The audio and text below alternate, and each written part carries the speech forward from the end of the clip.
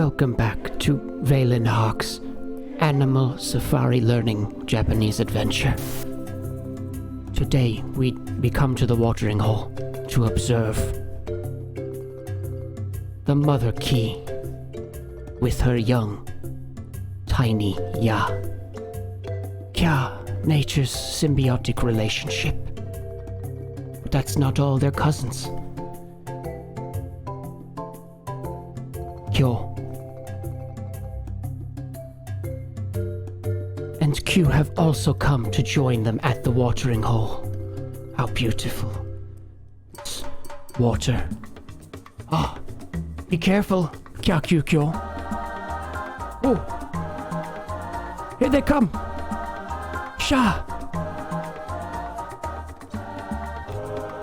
Sho. And Shu. They are coming. Normally predators of Kyakyukyo, but today, everyone is thirsty. They're all here to join together at the watering hole. Ah, what a beautiful sight. Thank you for joining me in today's Safari Review Learning Adventure, where we observe Japanese in the wild. And bring it on back on in, everyone. Ooh, I'm up here in the morning. What am I doing? My time slots are all over the place. Ugh. But I just, I've been busy out in the wastes, and I thought, you guys, you deserve another episode of Learn Japanese, and I'm gonna keep on trying to bring them to you every time. So we went over Tiny Hiragana last time. And we started with the K and S columns, Kyakyukyo, Shashusho. Okay, and that means today we're gonna keep on moving on. Ladies and gentlemen, head on over to your favorite, the Yoshida Institute website if you want to keep looking down this list here. Because what we've got next, so we've done Kyakyukyo, Shashusho, and if you were a good little babby, you would have done Gyagugyo and Jajujo as well. Alright, because they're the same thing, they just use 10-10. Today, we are going to move on to cha, chu, cho, nya, nyu, nyo. Sound good? Good. Here we go now. First one up. Your favorite, because it's the beginning of that word that we've gone over so many times, the beginning of chang. Okay? Big chi. And, little ya. Alright? Normal size ya would be more like that, right? Okay, so keep it tiny. Tiny hiragana. Alright? Cha. Let's see that one more time. Ooh. Cha. Okay. And don't do it half-assed like this. Make it, you know what? Make it very tiny. Make it very tiny so you definitely know. Alright, cha. And if you just threw on right there, you got yourself a chang. Alright? Boom. Got it. Chew. 1, 2, and a little chew. Okay. Chi and a little you make chew. It sounds so funny to me because, if we head on over here and just type that in real quick. Like that. Kiss.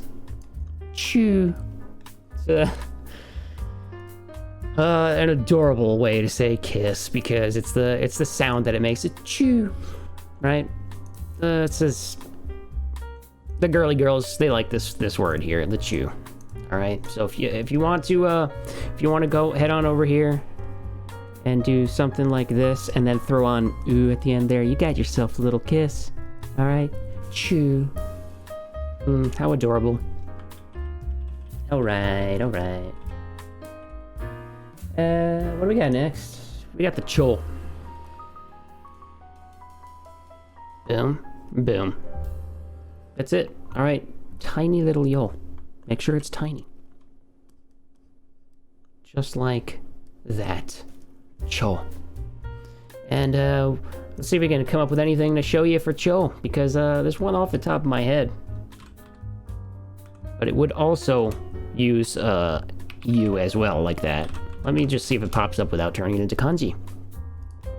Well, well, yeah, of course, you could say butterfly if you wanted to use this kanji. But the one that, the slang, if you want to start throwing slang into your vocab here, we got cho. All right, super, ultra, hyper, extreme. So, it's like when you say in English, it's so good. Cho oishii. All right, and if you wanted to do that with just hiragana like this, because you don't want to start learning that kanji just yet, you do it like that, all right? So, something, something, something, or super, ultra, sick, cho yabai.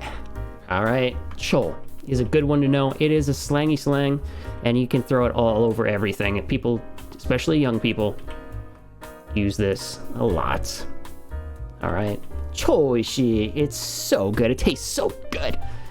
Because if you know, oishii means, well, they like to translate it as delicious, but it really just means like really good. Okay. All right. Is that it? Yeah, that's it for the, I mean, it was, even myself, I'm like, wait, we've only done 3. Yeah, but there are only 3. All right.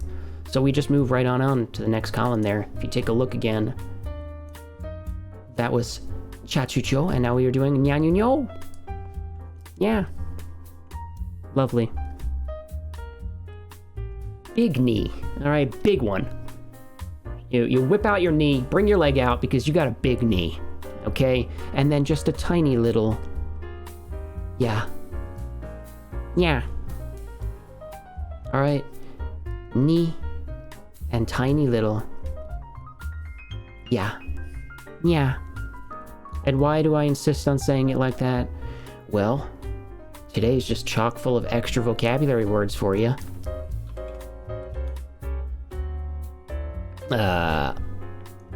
If you add nobasu here, which I've told you means to like hold the tone, so it wouldn't just be nya, it would be like nya. It means meow. How adorable. Nya. All right, you can come on over here and you can be a little babby cat. Yeah. All right, you want to say meow? You can go ahead and do that in Japanese now. It's even easier than English. It's just 2 sounds, nya. Or even just one, I guess, if you're combining them like this. Yeah. All right, Valen, that's enough. You're not a cat, Valen. You're a man. Manly man. And next we've got you. Okay. Big old knee.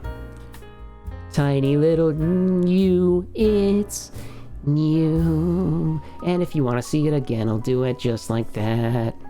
Boom, done. New. All right. And let's just wrap it all up with yo. Boom, big knee, little yo. I don't know why I started to make this a little tiny too. You probably don't want to do that. You want it to be more like this. All right. Give it a little more breathing room there. Okay. Yo. All right. Do I have something fancy to teach you with new or nyo? Not really. I mean, I suppose if you turn new in katakana, you could say like new, like New York. New York in Japanese would be New York. All right. Nyo. Nothing off the top of my head screams interesting for that. Just learn it. All right. Nyo. And that's it. So, you just went ahead and you finished. You also finished chachucho. Okay, and you learned a few vocab words in there, just for fun, funsies. So what are we gonna do next? I'm gonna teach you another whole vocabulary list. We've gone over so many. Last time on Vocabulary Ball Z, we learned ginkoin, bank employee, and before that, we even learned kaishain, company employee. And you know that they both have that in common, right? Well, today we're actually going to go over something a little simpler, but it's another type of job. profession. It's isha, doctor. The reason I put parentheses medical here is because I don't want you to get confused with being able to say like somebody has a PhD or something like that. It's not used in that case. This is used for literally a physician, somebody that you go to. Well, I suppose they probably have a PhD too, but the point is you wouldn't use this word like a Dr. Manhattan. This would not, you wouldn't say Isha Manhattan. That would be silly. That's not how Japanese works. Okay, this word is only used to describe somebody who is a doctor. Like, I'm going to see the doctor tomorrow. Okay, you would, in that sentence, you would use Isha. Could use another word that means something similar too, but that's what it means. Okay, so what do we like to do when we learn kanji? When we learn a new vocab, we like to head over to Jisho and we like to it in. All right, just like that, type it in. And notice when I say E-S-H-A, sha, it automatically turns it into big shi, little ya. All right. So that's something handy to know since we just went over sha, right? We're going over tiny hiragana. Isha. Isha. Look at that, medical doctor, physician, exactly what I just said. All right, right on the money there with the old Jisho. So let's click this right here. You can see that this kanji by itself holds the meanings of doctor or medicine, and it can be used in many different words. Medicine, the healing art, healing, curing, doctor's office, clinic, military physician, which, you know, this when we go over later, this kanji here is used in a lot of military words. So you see school doctor, this is used in the word school. You can see how you can combine kanji to form all sorts of different words like this, okay? So by learning this, you're gonna have a leg up later when you go to learn these.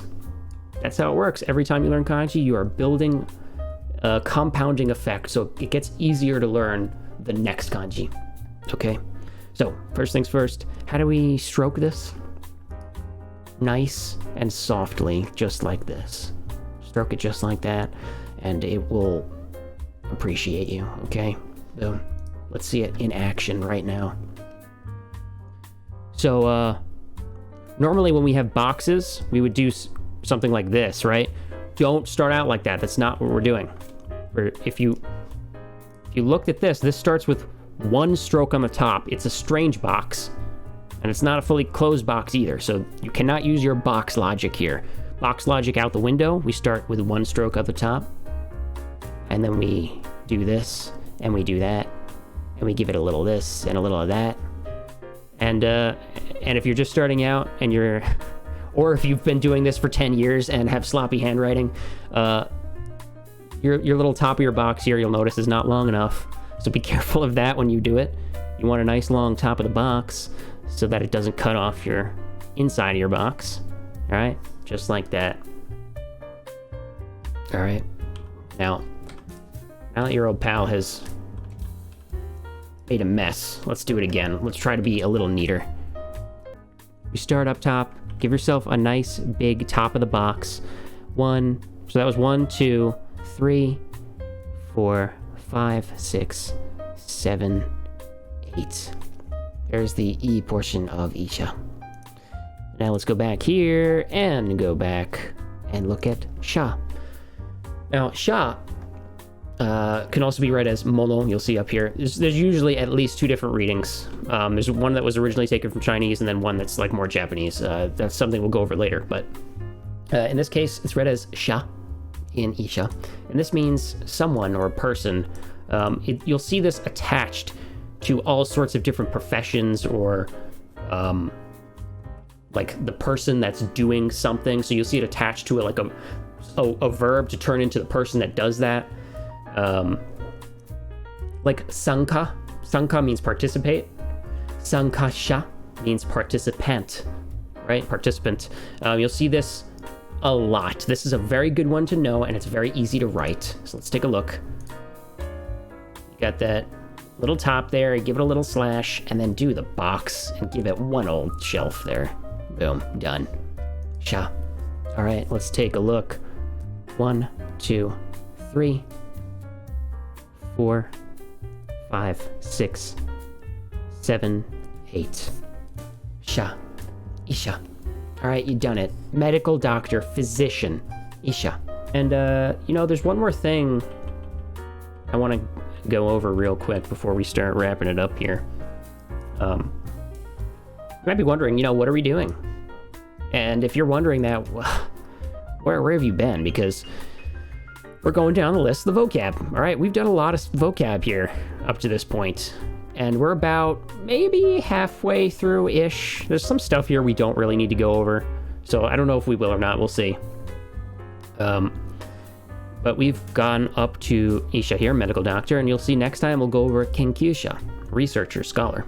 And why are we going over all these things? Because these words are going to be used in basically the first chapter of the book that I recommend that you follow, which is Minna no Nihongo. Okay. And I will use them in the beginning of the grammar, basic sentences that I want to teach you. So the method, this is going all the way back to episode 1 here, but study methods. When I go over study methods, I'm not sure if I told you to do this way back then, but basically what you should always do before you start a chapter is learn all of the vocabulary that's going to be used in that chapter first. So you come to the vocab list here. As a matter of fact, if you're following this denisowski.org site here, we see we're on chapter 1 here, right? And he's got all the chapters listed out here, right? Paul Denisowski's homepage here. This is a guy that threw up all the vocab from Minna no Nihongo online, and I much appreciate that. This is what I used when I was teaching myself Japanese. And so we're going over all of these first, and then when we get into the chapter, it's not going to be a struggle, hopefully, to understand what we're reading and writing. You can then focus on the activities of the chapter, which are designed to help you learn the grammar, to help you make your own sentences and understand what you're saying and understand what people are saying to you. And so if you're trying to start the chapter without being able to read this stuff, you're not really able to start the chapter, to be honest. I mean, it's not like we're going to be reading it in Romaji, right? We're going to be reading it and writing it and speaking it in Japanese. Okay? So that's why we're doing what we're doing here. We are up to isha right now, medical doctor. And next time we'll do kenkyusha. But I think this is a good time for you to review as well. Let's turn off the old isha there. If you remember, we had a basic sentence here way back when. 私の名前はスミスです。アメリカから来ました。Alright. Do you remember this? Do you remember that watashi means I or me, right? No is the possessive article. Namae means name. Wa is the topic particle. Oh, I mean, it's all written right here. I don't even know why I'm writing it down here. But anyway, topic marker particle. This is a particle that we don't have in English, right? Another particle. Smith is, it's just Smith. Right, it's a name, and des is to be or is, and you need this little bucket to put things into. So we're gonna do a quick review here because we're gonna soon start jumping into actual sentence structure. Can you believe it? A quick review here. Watashi means I, and no means possessive particle. So when we combine these two, we have my. Or mine, depending on the context, because there isn't a separate my and mine in Japanese. It's just watashi no for any case. Name, and then we have. Remember, I told you whenever you have wa and des, something in between it must exist. You can never just have wa des. I don't think. So remember, I told you this is like the is bucket because if we have Smith inside the is bucket, or we're just saying my name is Smith. That's it. Watashi no namae wa Smith desu. And I also told you that you could just get away with just saying Smith desu. You don't need watashi no namae wa. If you don't want to say my name is, you just say I'm Smith. Right? And there's actually we had a question last time too. Somebody was saying, wait, I'm Smith, but you're just saying is the Smith, right? Smith des is Smith. Directly translated, I suppose so, but that's not what's actually going on here. In Japanese, everything is based around context, really. What is really being said here, if the speaker and the person you're speaking to, if the person you're speaking to knows that you're talking about yourself, it's clear that you're saying I am Smith. There's no question of like, wait, is he talking about somebody else? You don't need to say watashi wa Smith. You don't need to say that, okay? This is Smith is just indirectly translated as I'm Smith in this case, right? Nitrocide just started watching your VODs earlier today and love your content. Nitrocide, thank you for watching, thank you for following, and happy Japanesing to you and yours.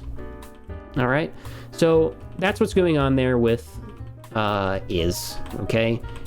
Like I said, if you really want to uncomplicate this, unravel that ball of yarn, wa des, just translated into English simply in most cases is just going to be is something, okay? In Japanese, you have on the left of the word and the right of the word to combine into this little bucket, but in English, we just have it to the left of the word.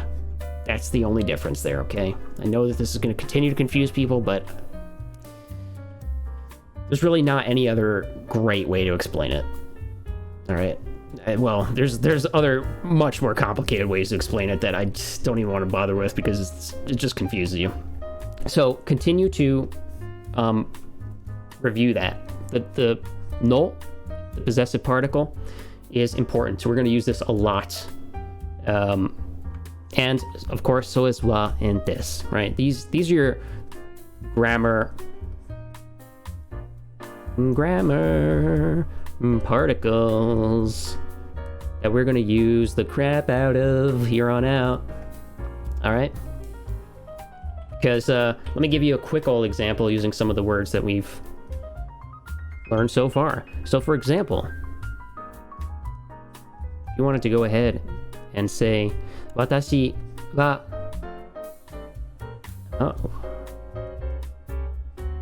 that's so tiny. But okay. Remember this from today? I hope so. Watashi wa isha desu. I am a doctor. I'm a medical doctor. I'm a physician. Please don't say this unless you actually are. All right? If somebody's having a heart attack on a plane and you just want to bust out your Japanese and say, watashi wa isha desu, and you're not actually an isha, you're not actually a doctor, you might get arrested. Maybe. I don't know. That's not something you want to do. But you can substitute anything in there, right? What are some other words that we went over? Hey, check it out. Gakusei. Watashi wa gakusei desu. All right, let's try that one real quick. Watashi wa. Remember this? Boom, boom. Oh yeah. Always do the vertical first. I always screw it up. Watashi wa gakusei desu. I am a student. Right. This is student. Seito is also a word for student, but we have learned gakusei so far. This is specifically like a student at a school, right? So you can use this sentence structure without the possessive particle, because you don't just... The reason we use the possessive particle in here is to say my name is. So you'll notice when I just skipped over this and went directly to wa, this wa,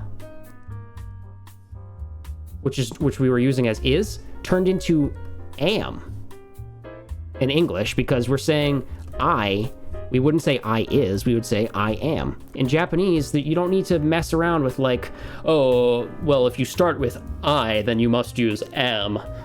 And if you start with he, you must use is. There's nothing like that.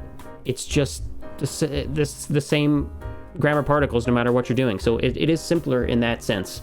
All right. So I do want you to review this real quick again. And the second part of this sentence here, we had America kara kimashita. Kara was just from. But you'll see that you should now be able to read all of these. This is America. We went over all of that katakana. Kara. This is just hiragana. And then this kanji is the only one we have not gone over yet, I don't think. But it's just that. All right, we'll go over it later. But this would be kuru, which means to come. Instead of kuru, it would now be ki ma shita. You should be able to read these, right? Ma shita, mashita. You'll notice that I'm not saying mashita, I'm saying mashita. In natural Japanese, you would kind of silence that I there a little bit. It's not as pronounced, it's shita, okay? This would be kimashita, and the reason why we turn it into kimashita instead of kuru is because it's just more polite. We're using the politer form of the word. Kuru would just be the casual, straight-up default of the word to come. And kimas would be the polite version, and then here in past tense is kimashita. But we haven't gone over any of this yet, so don't worry about it. If your head is exploding right now, Valen, what? When did you teach us that? I didn't. Not yet. I'm just telling you how the sentence structure works again, because I want to refresh your memory before we start moving on next time into this grand ocean of Japanese grammar and sentence structure. We're going to have a good old time. All right, so familiarize yourself with all this again, especially the grammar particles. All right, because we're going to use the crap out of those until you really understand what's going on. All right, so that's going to be coming up down the pipe. Maybe not specifically next time, but I'm going to start easing you back into grammar because we have kind of taken a long break from that up to this point, right? Good. Okay, great. Good. Well, your pal Valen has to head back out into the wastes here in his time. Get the crows off of my satellite dish. As always, they're just screwing things up out there. Before I go, I do want to say thank you to Mrs. Brightside in 1985, Crovis Crow, Sophis 33, Asami for Life Zero, and you, Nitricide, who just popped into the chat. Thank you all for following in the last day or two, and thank you to the rest of you guys as well. Have a great day. Nitricide, you have a great day or evening or whatever it is where you are.